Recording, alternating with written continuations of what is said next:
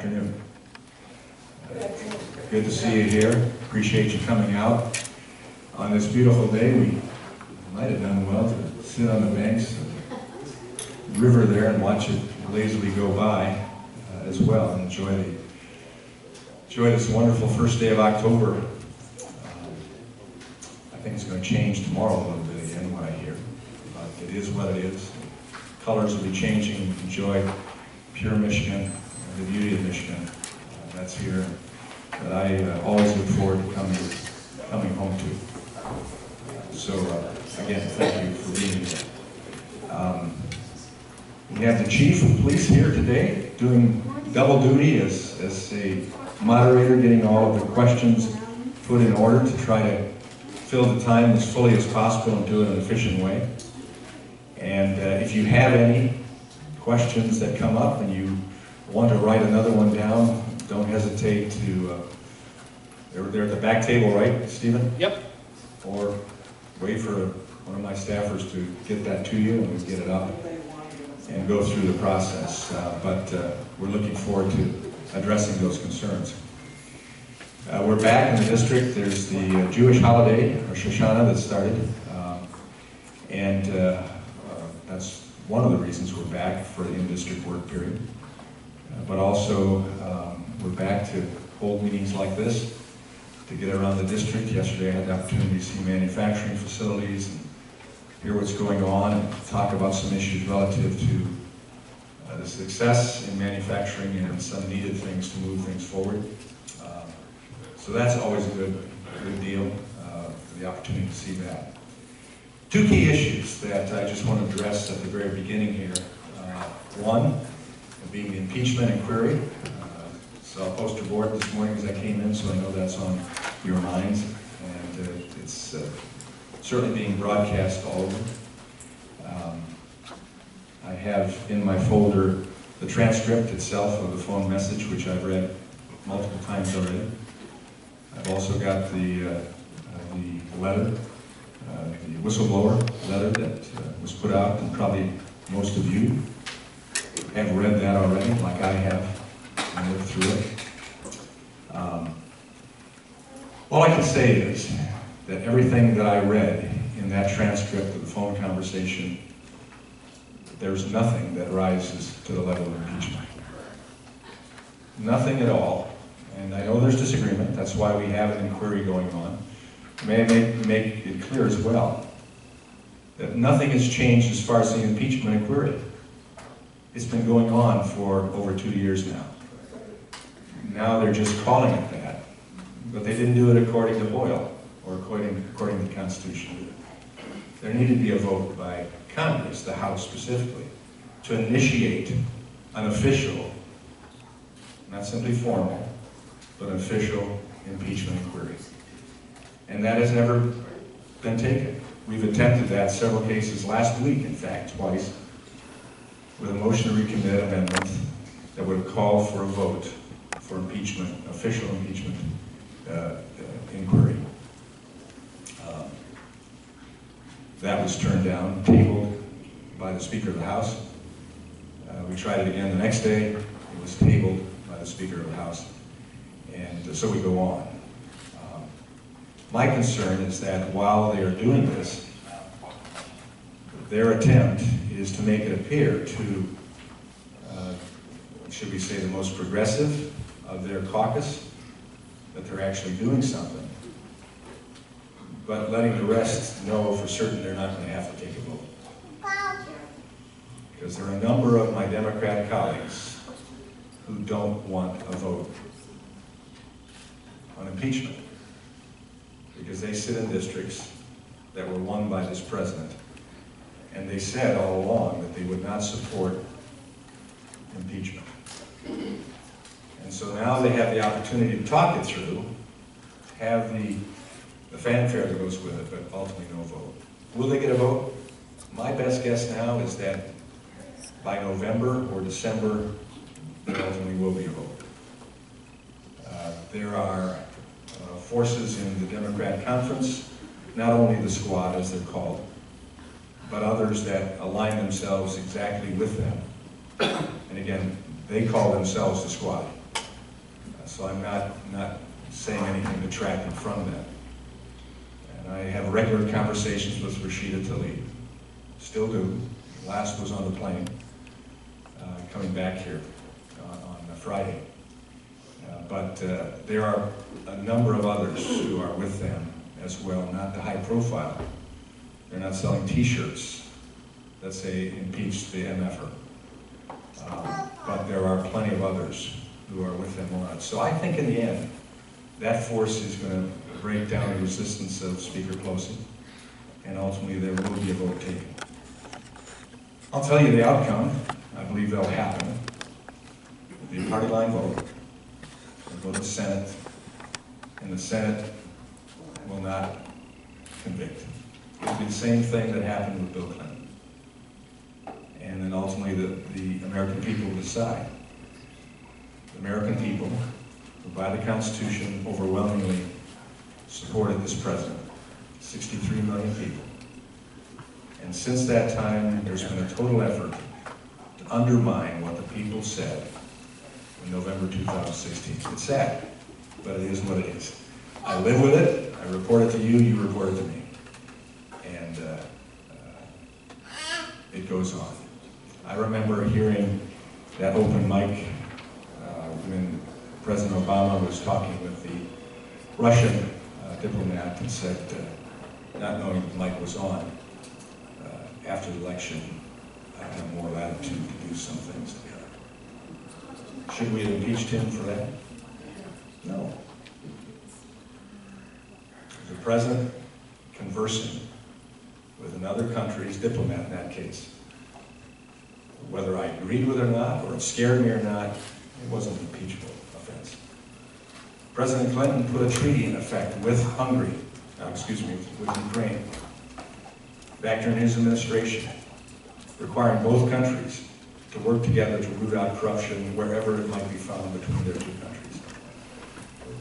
So I would expect this president, President Trump, when talking to the new president, duly elected, overwhelmingly, over a corrupt president, who I knew as well, to ask those questions. So anyway, I'm sure we'll talk more about that, but that's my perspective, having read the transcripts, having read the whistleblower. I support whistleblowers. I think these whistleblowers need to stand up as well. Have the protection of the law, the whistleblowing law. But they also need to speak directly to the president and others about what went on. And then the protections of the law should be there for them.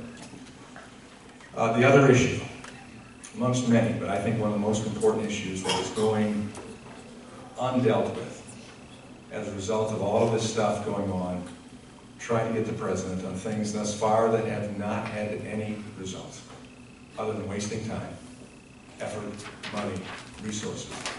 Mueller investigation, Cohen investigation, Kavanaugh, witch trial, and all of that. We aren't doing the things that the people do. I see the signs. It's okay. We got to do the sign going. USMCA sits there, which is the United States Mexican-Canadian Trade Agreement, replacing NAFTA. NAFTA, which was passed, arguably some would say it was good back when it was passed 20 plus years ago. Over time, it became less good, to the point that it was a hindrance to the United States and our economy, our manufacturing interests especially, our agricultural interests.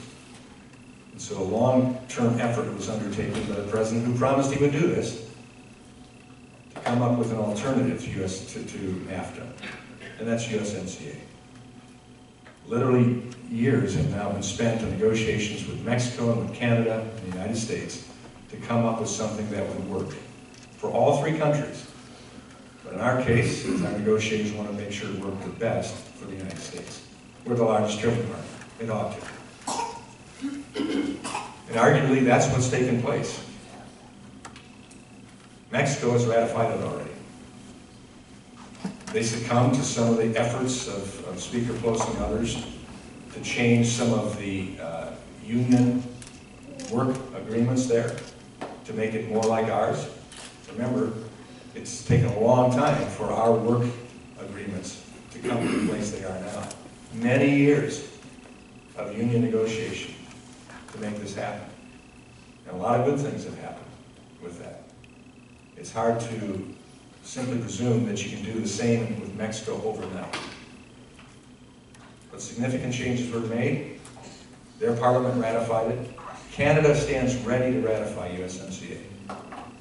But they've said, parliamentarians who I've met just across the border here, who came to Washington, spoke with me and others and said, we're ready to go with it.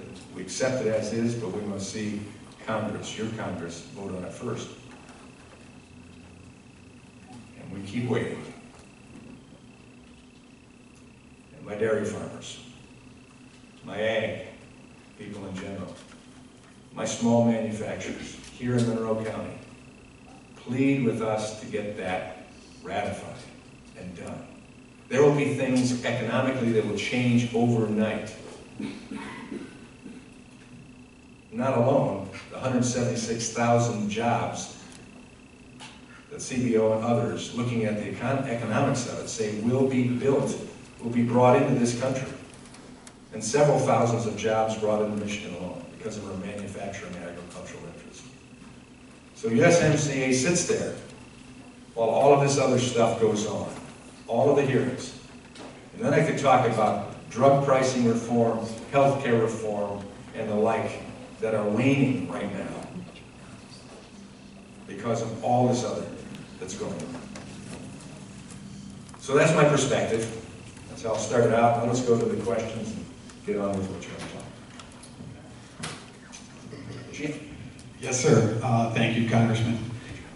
So several questions are asked multiple times. I will try and incorporate them as best as possible. Give the name at least. I will, but I just want everybody to know. So some of you have asked the same question over and over, so you can answer it that way. But the first one actually comes from Bonnie. She's from Dundee.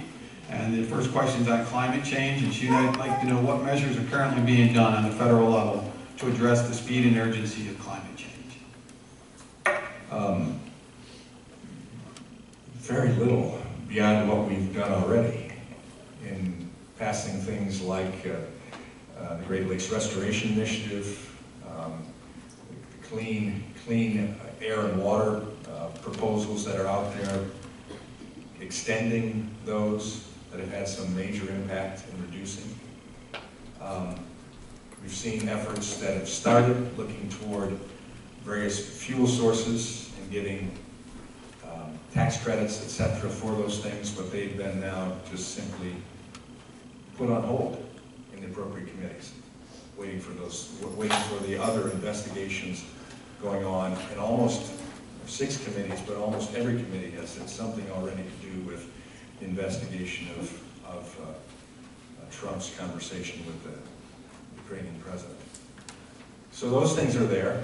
We've seen entities like DTE and Consumers Energy come out based upon plans moving forward with their own plans to reduce greenhouse gas, carbon, and all of that. They're taking it on their own, going in fact beyond some of the federal government requirements and certainly other country requirements that in most places aren't any. And we're suffering much of what China, for instance, or India is doing with their manufacturing interests and the plumes of pollution that they put out. So those are there. There'll be more if we ultimately get the opportunity. I sit on Energy and Commerce, sit on the Energy Subcommittee. We had earlier on in the year several bills that moved forward that were done in a bipartisan fashion. Before they got to a vote on the floor, the Speaker, as we call it, had loaded it up with some poison pills to make it difficult for Republicans to support what we supported in committee, unanimously in committee, to then support them on the floor of the House. They ultimately passed, and they sit in the Senate right now, again in a form that is highly debatable whether they will pass the Senate. So that's kind of where we're at right now. We'll keep moving forward. forward as we have the opportunity. Lisa from Dundee and Ann from Dundee kind of have the same question. So the question from Lisa is that Senator Richard Pan spoke at the Michigan PED convention at the University of Michigan on September 21st. Richard who? Richard Pan. She spells it P-A-N, but she's not really sure on the spelling. So, but he's a senator who spoke at the Michigan PED. It looks like State Senator. yeah. He spoke at the U of M on September 21st regarding removing philosophical and religious exemptions for vaccines in Michigan. She said that she has a child was injured from a vaccine and that does not qualify for a medical exemption, and her religious beliefs do not agree with abortion of fetal cells in vaccines. Would you support removing these exemptions and allowing full vaccine children in public schools? I take an oath of office to uphold the Constitution of the United States, which includes the First Amendment, which gives the right to religious freedom. That also puts us in a situation where at times there are difficult decisions that have to be made. Vaccinations, we've seen benefits from vaccinations. We've also seen people, and I've been in conversation with Francis Collins on that very issue from the National Institutes of Health. There is very little evidence that indicates that vaccines can cause things like have been talked of, mental health issues and other things. But if it's your child and you have a religious belief that's long-standing, sincere, and held, America has always given the ability for you to live out your beliefs freely, unless it clearly impacts on the others around you. Now that doesn't stop schools, for instance, in saying in the future, or at least wrestling in the courts, with saying if that be your case, then you're going to have to find a place for your child to go to school other than here, because we are extremely concerned about our student body, that all students be vaccinated. That's a challenging decision, but that is done better at the local level than at a federal level, or one size fits all. I was really impressed when our president stood up boldly at the United Nations 2 weeks ago and spoke to all of the countries of the world, saying it's time to stop religious persecution. And he said that not only about Christians and Jews, but he said it about Muslims, Hindus, Buddhists, and others. That is a framework of our nation that has allowed us freedom and opportunity, and allowed us to give people the chance to come to that free opportunity without threat of religious persecution. Right now, statistics show this is a time period in the world that has greater persecution for religious reasons than at any other time period in the world, and we are a modern civilization. What's happened to us? That can't continue. And that, I would say, just like the president, for all religions, anywhere they might be. So that ties to my thought, going back to the issue of the original question. I don't think that should come from the federal level. I think that should be wrestled with at the most local level possible. And the options sometimes have to be born. My faith, I have to understand that in certain cases, people will reject my belief. Won't agree with me at the very least. It might force me to choose another place to live or work setting or whatever else. But I want my religious beliefs protected. That's personal. Yvonne from Monroe has asked, why isn't Congress censored to lead for vulgarity, and will Congress ever get on with the business of the people?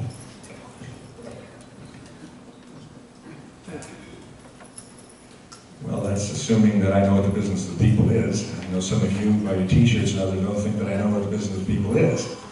But yeah, I think we ought to get on with the business of the people. I already said that with the issue of the USMCA, for instance, with drug pricing, absolutely. With some of the labor issues, with PURPA, an energy bill that I have. And thankfully, the FERC, Federal Energy Commission, came out last week and a half ago. And my staffer came in who works with me in that area of energy, and I've had PERPA legislation in for the past two terms. And finally, FERC, the governing body, came up with a rule that mirrors my legislation, which encourages the continuing effort to expand our use and capability of renewable fuels, but do it in such a way that you aren't gouged for the unnecessary cost of having those energy sources. And so we move that way. But there's legislation that I have. I'd love to have that taken up and made law, not just a rule that can be overturned by the next commission, which gives uncertainty to developing energy sources. And but that was encouragement. That's there. I'd like to see more things done. But as long as we spend time on this attempt to impeach the president one way or another, this will be a problem. On the main issue, go back to the main part of that question again. I'm sorry, sir.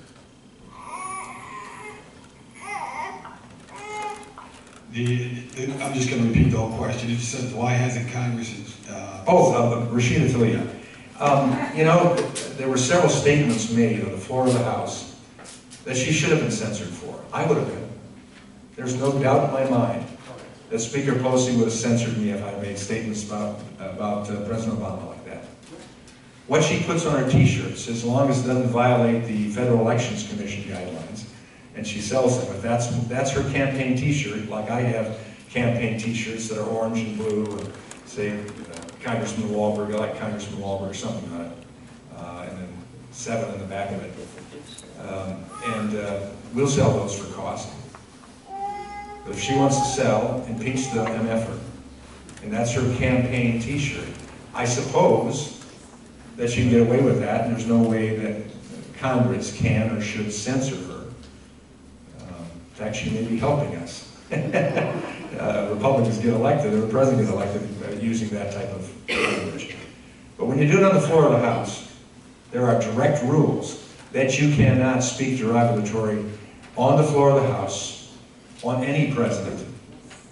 Any president.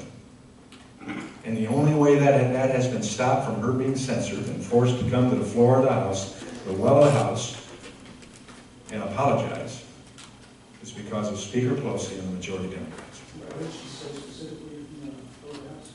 She's said derogatory terms about the president, and you can go, I'm sure you have them written down somewhere. So that's the answer to the question.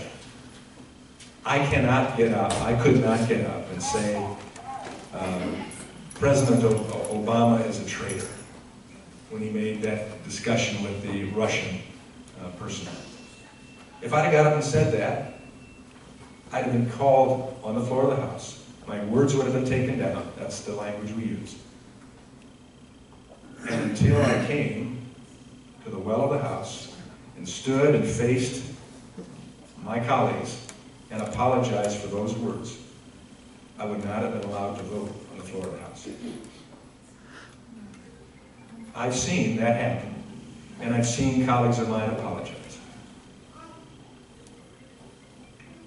Tip O'Neill had to do that once. It ticked him off big time, but he had to do it. He was Speaker of the House at the time. His words were taken down. Different set of rules. So, majority controls. But we hope that the majority would at least live by the rules that they put in place and we voted on the first day of session and accept it as a body. I get it. Majority has its power. I get it. That's why I want it back. I like being chairman of subcommittees. I liked having the ability to set the schedule. I don't have that now as a ranking member. I don't have that. But that's how it works. The people voted that way. That's how it is. I wish that the people would accept that for our president as well. Next question. So Catherine from Milan has asked several questions, and I know you cover the impeachment inquiry, but she's also asking, what are your positions on impeachment inquiry, gun control, and also climate changes and what action should be taken to address these areas. Well, I've stated my position on impeachment, so we won't go over that. Gun control, we have the Second Amendment of the U.S. Constitution. Wait, Yes. are we not going to ask any more questions about impeachment? Is that where we are? There'll probably more, but she just said, what's your position on impeachment? I already gave my position on impeachment. I can't give any more. I have a question. I'm against the impeachment. I don't think it has any standing, nor does it have any reason. There is no high crimes or misdemeanors. But the other questions I haven't addressed, gun control. Second Amendment, I've taken an oath of office to uphold the Constitution. Second Amendment is not the second opinion. It gives us as citizens the right to keep and bear arms. Now my concern is that we have gun laws that aren't being enforced. I just heard this morning on WJR discussion with a police officer who was very frustrated about what the courts were doing, handing out two-year sentence to an individual who had handcuffed his nanny to a pole in the basement, had pistol whipped her at one point, and ultimately they came in, they found out that he had, I forget the exact number, I think it was like 38 separate guns, one machine gun, a machine gun, we're not talking about an AR-15, a machine gun, and a fully automatic pistol. I won't say the name of the pistol. Fully automatic, which is illegal. It's totally legal. And they only charged him on that one gun. The rest of the stuff was plea bargained out. And he's going to prison for 2 years and then getting out. Now that's what gives law enforcement and legislators like me a great amount of frustration. That this guy should probably gone away for the better part of the rest of his life. For kidnapping, as it were, handcuffing a nanny in the basement, pistol whipping, and then having all of these guns, at least 2 of which were totally illegal by our present laws. We have to do a better job of using the laws we have. Then mental health. We passed legislation dealing with mental health, specifically related to gun violence, as well as mental health in general with the 21st Century Cures Act. That's 2 years old now in its implementation, so we're going to see some better impact from it, I'm sure. But in every one of these cases, I think you could find a mental health component of these mass murders that have gone on.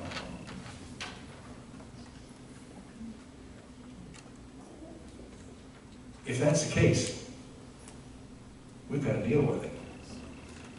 And we also passed legislation last term to give schools more latitude and dollars in how they secure their school systems. Some might want to have full-blown metal detectors and everything else that goes on, police on campus, etc. Others doing some door locking systems, communication systems would be enough. But that again is a local issue. But Congress passed in a bipartisan fashion legislation last term under the Republican majority, the opportunity for our local districts, our states, to have that type of assist on gun violence. And the final issue in there of the 3, pardon? Climate control. Climate control. I think I mentioned, I talked about that already. We're not opposed to dealing with climate change. There's climate change. We're going to see it tomorrow.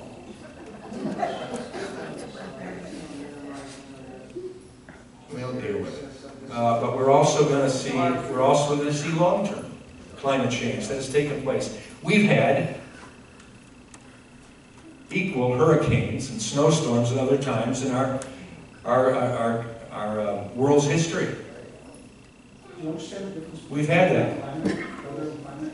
And weather and climate ultimately are the same thing. No, they're not at all. No, they're not. And it's interesting when you read some of the books that explain that weather people are intensely involved in climate. And so bottom line is, if you think that we are going to die in 10 years because of climate change, then talk to Al Gore, who said it was by now. I'm sure I'm gone. And if you want to take the voice of someone who's being used by adults because they are too weak to stand up and say it themselves, Right, that's right. then talk to Ingrid. That's a straw man. So bottom line is, folks, this country has done all sorts of good things with climate change and dealing with carbon, to the point that now we're getting caught, and my colleagues are talking about it on both sides of the aisle. What are we going to do with the lithium-ion batteries?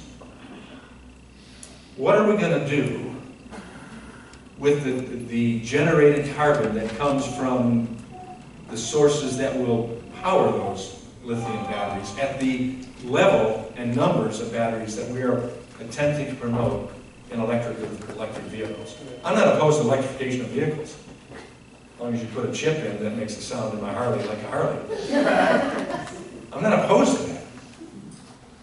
But when you think of the amount of energy that's going to have to be produced, and right now, it may change over time, but right now it's not going to come from windmills or solar panels to power all of those vehicles.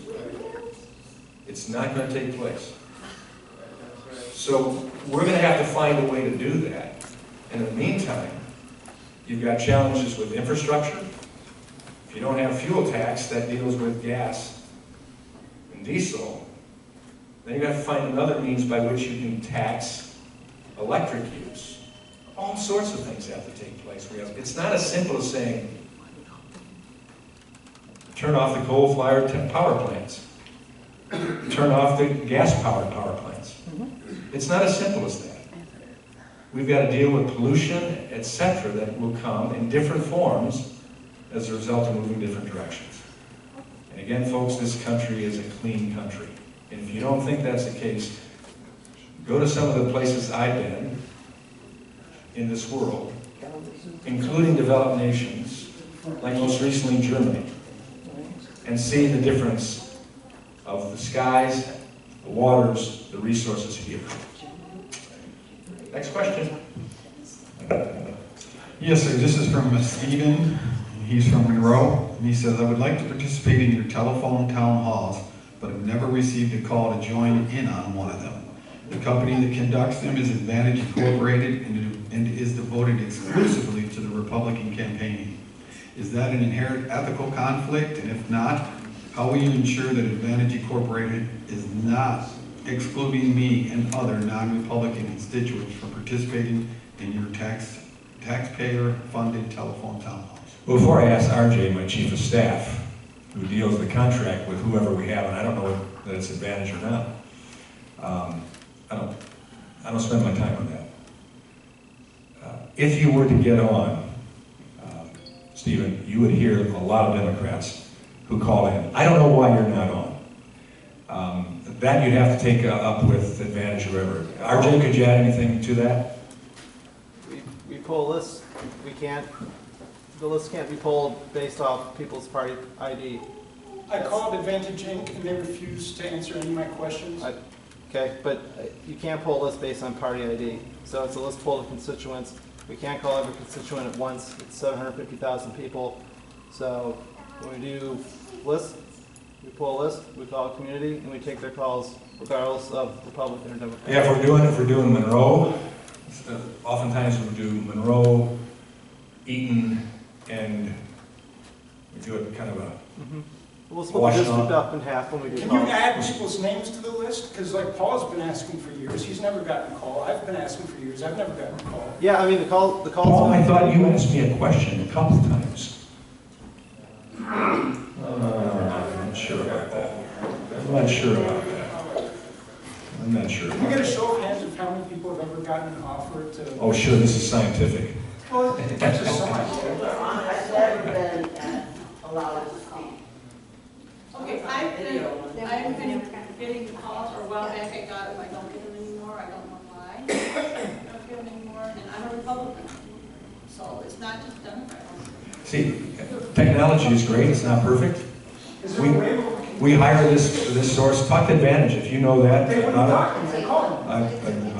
Going first. Sounds like you need a better company. They're in, I don't based out understand. of DC, I'm not gonna drive to DC. Stephen, you can keep communicating with us, we'll see what we can do. Aren't there I'm not opposed to having you on it. We have upwards, in many cases, 8,000 people on a call for a period of time that evening. And we have independents, clearly, we have Democrats, very clearly, and you'll hear me answer all the questions. When they come in, I tell you, get on as quick as you can, because that queue list piles up. And we try to get through 12, 15, 18 calls, and do our best at that. It's not perfect. Aren't there nonpartisan companies you can use? There's no such thing as a nonpartisan. There is no such thing as a nonpartisan. There is always partisanship. Count on it. I can see Count on like it. it's a company that both Democrats and Republicans use. They don't do anything. Tell you what. But advantages. Tell you what. Exclusively for Republicans. We do our best. We'll keep doing our best. We won't get everybody. I'm assuming times my wife hasn't even been called on it. Of course, she's never responded yet. Now, I would say Democrats, Republicans, and independents are called. People aren't asked that when they want to ask the question. They swear at my receptionist, they're off. They're not even listening anymore. And we have that. We have that as well. So that proves that there are not people that just support me that are called by that company. At Dexter, you told us your Next question. No, at Dexter, you said Next your question. Next question is from Eric from Saline. He'd like you to comment on the recent economic growth, unemployment, and regulations. Let me answer this first. Don't you ever say that I lied about that when you didn't listen to what I said. My wife has had times when she wasn't called. Not all the time. Okay, well. That's all I'll say. Okay. Next question. If you listen, or you'll hear that, Steve. Okay. Eric from Saline would like you to comment on the recent economic growth, unemployment, and regulations that have been cut. The recent economic growth, Unemployment, unemployment. and regulations that have been cut. We cut regulations, we didn't cut economic growth. We're in a massive time of economic growth in this country. 7 million jobs right now going without a person to fill those jobs, trained or willing to fill those jobs. 60,000 truck driving seats. I met with Central Transport people yesterday. They've got truck driving seats with no fanny in them. And they want to hire people to do those jobs. The economy. The economy. We stay around a 50-year low for unemployment, 3.7, 3.6. The magic wand that President Obama said would be needed to get the unemployment down and get GDP growth up above 1.5%. We're looking at 2 to 3% consistent GDP growth. You can't do it with 1.6 trillion. Now, come on. You can't do it with anything. Deregs, I talked to business and industry, they're expanding. In fact, they don't have enough employees to meet some of the contracts that they could take right now. Growth is happening. Think about what would have happened just 6 years ago if we'd have had Saudi Arabia oil processing plants attacked as they were. How the spike would have taken place for our gas prices. We've been up over $4 a gallon. Where did we get to the highest right around here? Under $3. $2.79 was the highest I saw. May have gone up $2.80 something. And now it's back down. My wife got it in Adrian last Friday at $2.27. And those oil processing plants haven't been built back up completely yet. Why? Because we're using our resources. We're energy independent now. We're exporting energy. So yeah, we cut regulations. That's a good thing. That's a good thing. We didn't cut economic growth. We've expanded it. What was the other one we cut? The question was economic growth, unemployment, and regulation. And we cut unemployment. Just simply by good economics. I think that's great. And that's what the president has to run on. And that's why the impeachment effort is being taken place. Okay, so this question kind of runs with the one I just asked, but this is Teresa from Chelsea, and you've kind of answered some of it, but what are you doing today to expand the opportunities in career and technical education? Glad you're talking about that. This is another bipartisan effort that took place under a Republican-controlled Congress and a Democrat president, Barack Obama. The first of our efforts to deal with career and technical education and devolving the federal government from that as much as possible and giving it back to the states and local communities, including our ISDs, our community colleges, of which we have good ones making a great effort right here in Monroe County and the surrounding counties, as well as giving an opportunity for business and industry to step in that same place if they were willing to put skin in the game themselves and use the programs. We did that with legislation that passed in a bipartisan fashion and signed by President Obama, that schools are seeing the opportunity for, and career training centers are having that opportunity. We've expanded that since. In the last 2 years, last 2 years with a Republican president, we expanded on that with career and technical education, giving other incentives to job providers to do apprenticeship programs. We've got legislation, hopefully that'll pass by the Senate soon, that we began in the House, that allows some of our grant and scholarship programs that have been primarily used for 4-year or 2-year educational institutions to now be used for apprenticeship programs as well. Why not? It'd be short term, won't use as much as it would be used by a student in a 2-year or 4-year institution, but it'll get that person into a job with a certification that enables them in the future to stack more certifications on as they grow in their job. I just talked with a manufacturer yesterday who said, if one of our employees wants to go to school, we'll pay for it. We'll pay for it. And we lose a few of them. Someone else will recruit them when they've got better training. But I guess that's what we do to help the whole culture. He says, if we keep them, we have better employees, so why not?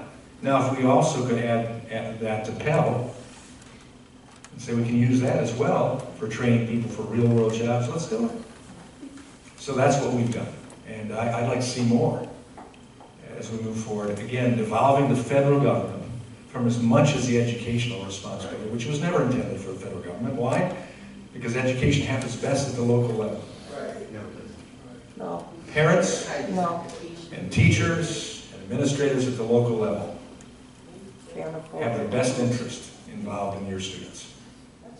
And I'm thankful for that. I'm thankful for that. Yes. 47% So of people Bonnie in Congress from Dundee. support an impeachment Bonnie inquiry, from and we Dundee have would not like been to able to know. ask one single Sir. question about that. Write it Sir. down. I have written it Sir. down, they won't read it. We will read it. I've got a lot of questions up here, so relax. Bonnie from Dundee had a question. She'd like to know. Let me answer that question. Let me answer that question. Tom, let me answer the question. I don't represent 73% of the people in this I didn't country. say 73, I said 47. I don't represent 47% of the people in this country. And I don't think 47% of the people in my district want impeachment. Yes, I just want to be able to ask the question. Okay, well, you asked the question. I am not going to support impeachment. My question is, why do you think that the contents of the 725 transcript of the phone call to Ukraine? Name me one, Tom, name me one illegal word in that transcript. Name me one. Vote. Vote. What? Yeah, though. Hello. I need a favor though. Immediately after he has withdrawn $400 million for the javelins to keep Russia out of the country. And did you know that the president of Ukraine didn't know that that had been held back at that point in It time? had specifically to do with Joe Biden's son, a favor for his benefit. Tom, there is nothing in that transcript. There is nothing in that transcript that comes to that level. Nothing. you have to be a mind reader. And you have to allow mind reading to be used in a court of law. Or in the Congress. You'd have to use mind reading in the Congress. With your position, Let's go to the next question. I think I answered that. You guys use Bonnie, You won't like it, but I answered it.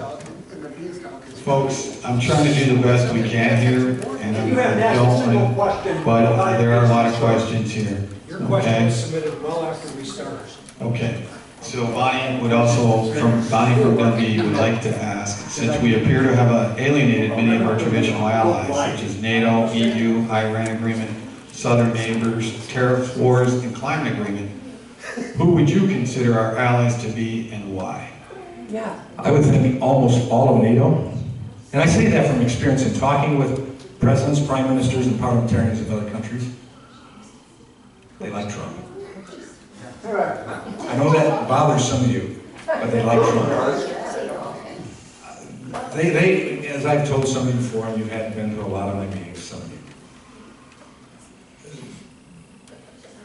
they snicker about the tweets in our conversations. They ask me, is he that way all the time? And we'll talk about it. But bottom line is, say this is the first time in a long time that we can trust America to do what it says it will do.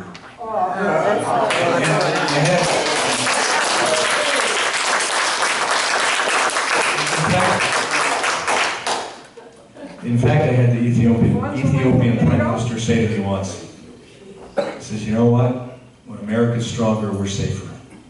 Is Russia our enemy or is it not? What's being so rude?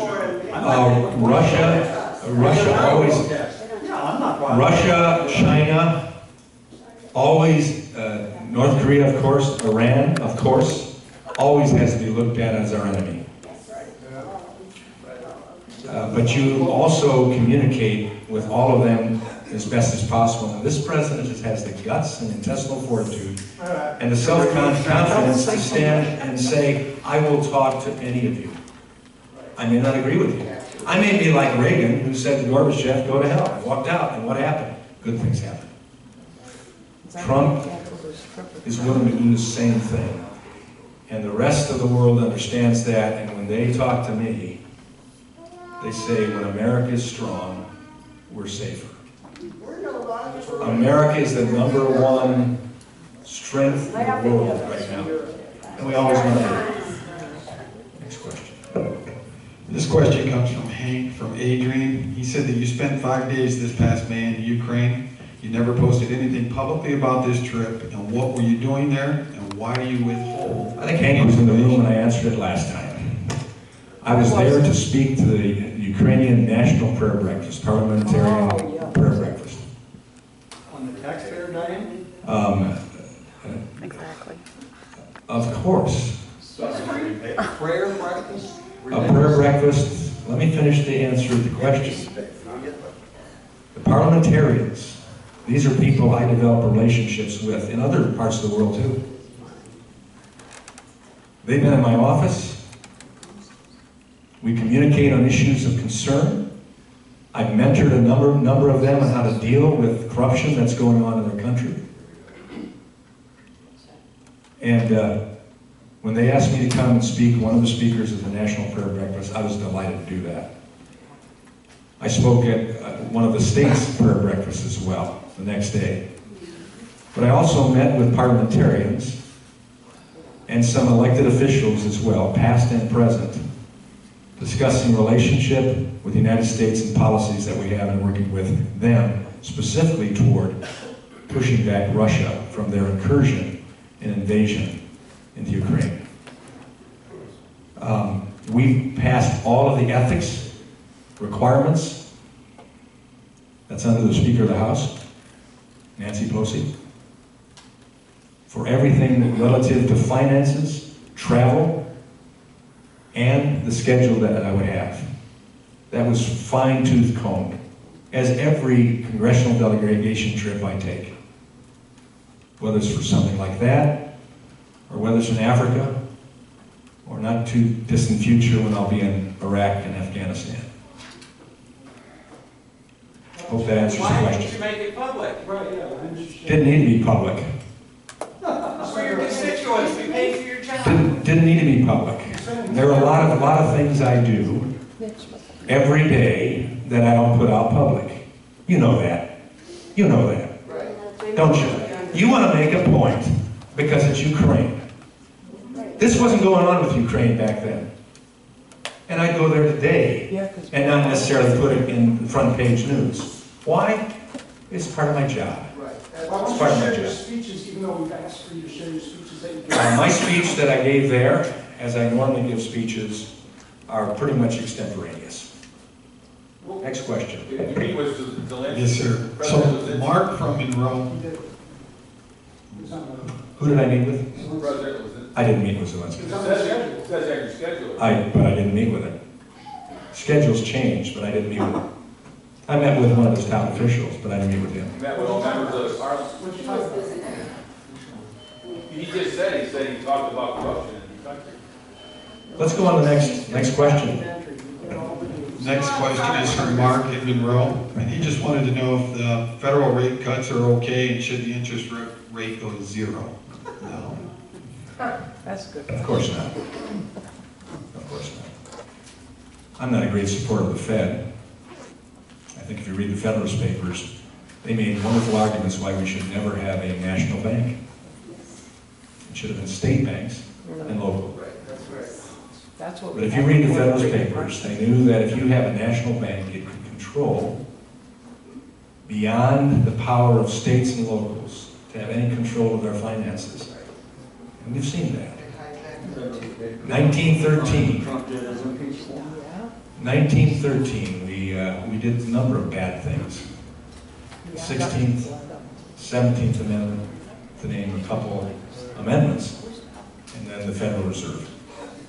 That's I'm Mr. Walberg. That was my question. President Trump has said it should go to 0. That's why I asked that. Pardon? Donald Trump has said that the rate should go to 0. That's Well, what he has said, so you're disagreeing with him. I'm disagreeing. Well, so what? I may disagree with the president. Good. But I don't disagree with his, I believe what he actually believes, that the Federal Reserve is nothing but a problem. And the rest of the question was the quantitative easing now. Quantitative easing, the $2 trillion that has bailed out the economy. Again, that's the Federal Reserve. Now we're getting ready to go. Again, that's the Federal Reserve. Should that happen? No. Okay, now again, We're you're messing disagreeing with the president. We're messing. So what? Right. Good. I'm glad to hear you say that. That ruins some of your viewpoint on me that I never would disagree with the president. Didn't ruin anything. Okay, next question. This question is from Barbara from Monroe, and she's asking that since Pelosi is not allowing an open vote in the House on impeachment of the President Trump, then why does Mitch McConnell have to take up the trial in the Senate? And it says she doesn't follow the rules, then why does he have to? He doesn't have to take it up. He said he would. He doesn't have to. Yes, he does. But I think he believes that the system put in place ought to be a system that's followed. Unlike what's done in the House under this speaker. I believe he also knows that if it's taken up in the Senate, this president will not be convicted. Next question. Not now. Next question is from Karen out of Temperance, and she says, is it okay that President Trump has verifiably enlisted his personal attorney, Giuliani, to urge a foreign government to undermine his political rights? Where is the sentence that said that in the transcript? Right, that's right. Who brought up Giuliani's name first? Giuliani? No, who brought up Giuliani's name first? Trump? Zelensky. Zelensky brought it up. Read the transcript. No, It's Giuliani went and hit It's the- really illustrative. He brought it up. And in fact, he wanted to talk with Giuliani. Gaslighting is a form And the president, according to the treaty that Clinton made with Ukraine, had the responsibility to also introduce our Attorney General to Zelensky. That is the treaty.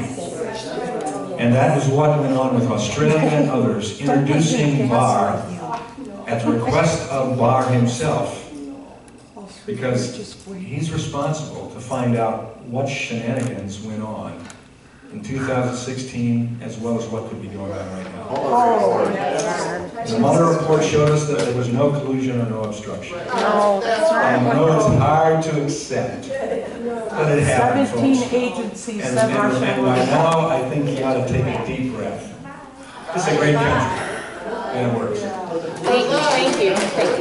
Sorry. No, thank The you. collusion, that's what Barr's looking at, because from Hillary Clinton Look at all these people. on through what was done at the highest levels of the FBI, it was untenable for a free nation to allow continue. So, and I think they're worried about that. Okay, It's so, a transcript. We don't have the so transcript. Paul, you sure do. We have a summary. No. All the transcripts.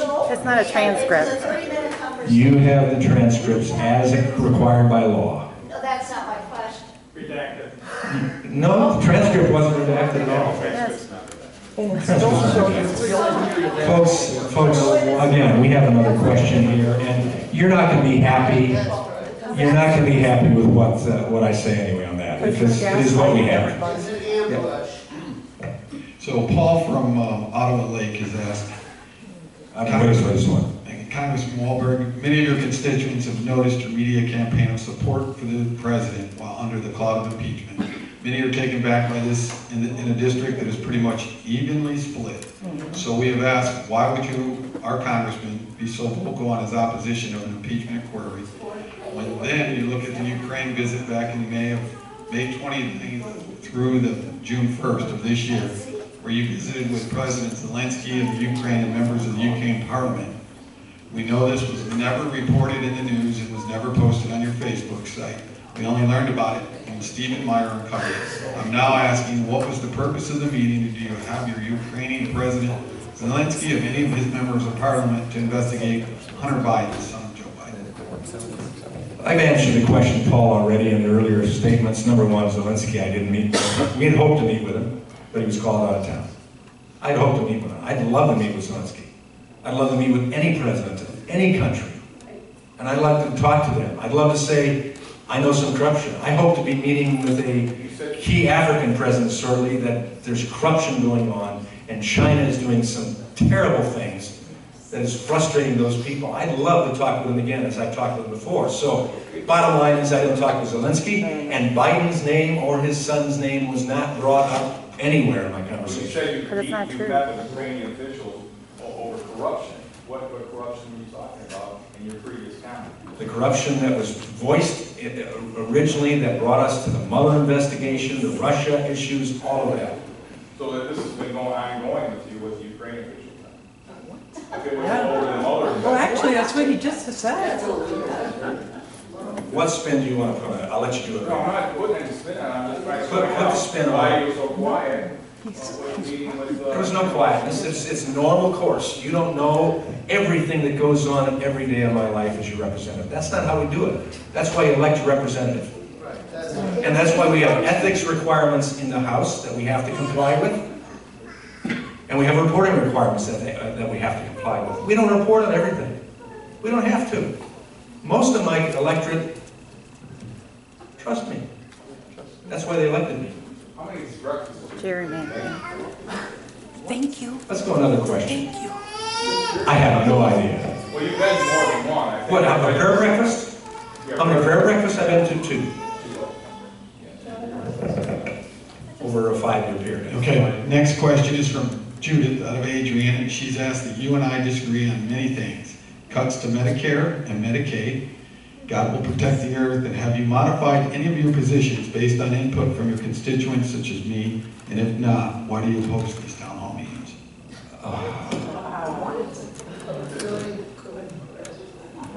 Number one, I have supported no cuts to Medicare or Social Security.